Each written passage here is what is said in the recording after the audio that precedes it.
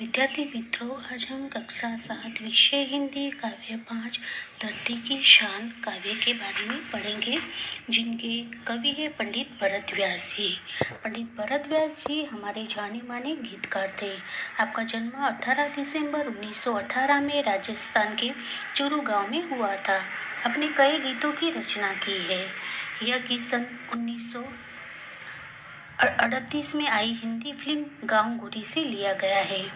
इस गीत में कवि ने मनुष्य को सबसे बुद्धिमान बताया है।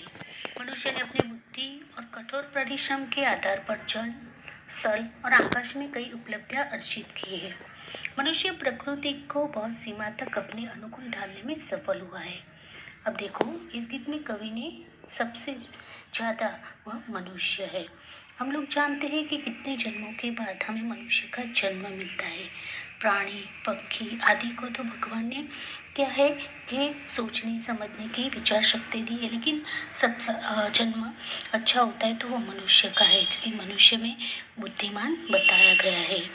वह अपने बुद्धि के द्वारा कठोर परिश्रम माने मेहनत से वह जल, स्थल और आकाश में कई उपलब्धियां उसने प्राप्त की है। मनुष्य को प्रकृति के बहुत सीमा तक अपने अनुकूल ढालने में सफल हुआ है।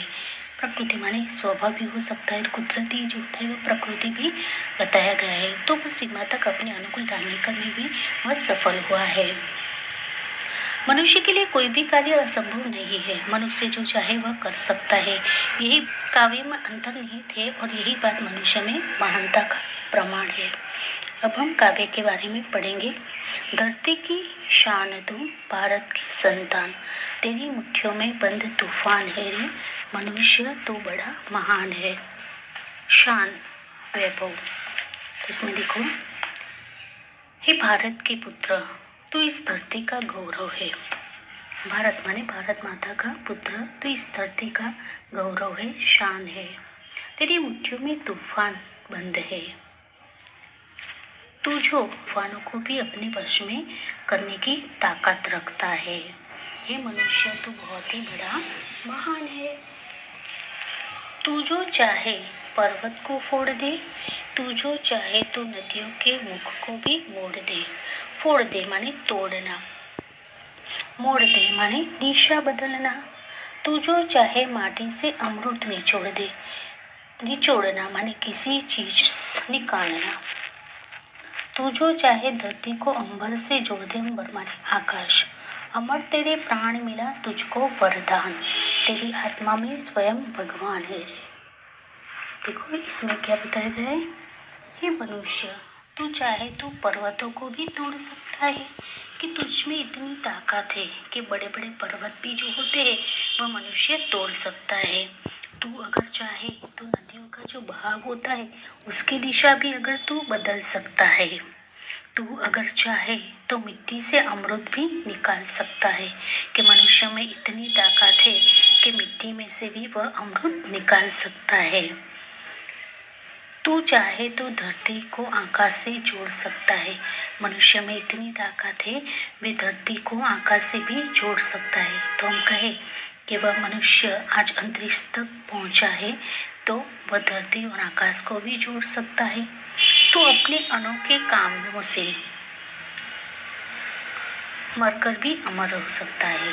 कि यहाँ पर कवि ने क्या कहा है कि तू ऐसे अनोखे कामों से मरकर भी तू अमर हो सकता है, कि जिनकी ऐसी जियो कि हम मरने के बाद भी लोग हमें याद हो जाए, अमर हो जाए।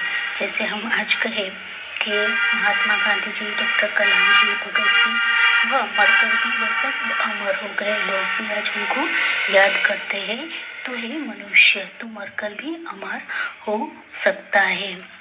तुझे अमरता का वरदान मिला है, तेरी आत्मा में स्वयं परमात्मा बैठा हुआ है। तो हे मनुष्य, तेरी आत्मा में परमात्मा माने भगवान ईश्वर बैठे हुए हैं। भगवान को मंदिर में आदि में ढूंढने की जरूरत नहीं है। भगवान मनुष्य की आत्मा मन में ही बसा हुआ है। नयनों में ज्वाल, तेरी गति में भूचाल, तेरी छाती में छिपा महाकाल है। ज्वाल माने ज्वाला, लपेट। पृथ्वी के लाल, तेरा हिमगिरी सा बाल, हिमगिरी माने हिमालय, तेरी भ्रुकुटी में तांडव का ताल है। भ्रुकुटी माने वो क्रोधित होना। नीच को तू जान, जरा शक्ति को पहचान। तेरी वाणी में युग का आह्वान है रे। आह्वान माने ललकार, पुकार। तो देखो यहाँ पर कवि क्या कहते हैं, हे मनुष्य, तू क्रोधित हो जाए तो तेरे नेत्र आग बरसा सकते हैं। अगर मनुष्य क्रोधित या गुस्से में हो तो उसके चेहरे से तो पता चल जाता है, लेकिन उसकी आंखों को देखकर ही पता चल जाता है कि वह क्रोधित है। तेरी चाल में वह शक्ति है जो भूकंप में होती है। तेरी छाती में महाकाल रूपी शिव बैठा हुआ है। छाती माने हृदय, तो तुम्हारे हृदय में, हम जानते कि हृदय में भगवान बसे हुए होते हैं। तो यहाँ पर महाकाल रूपी माने भगवान शिव की बात बताई गई है।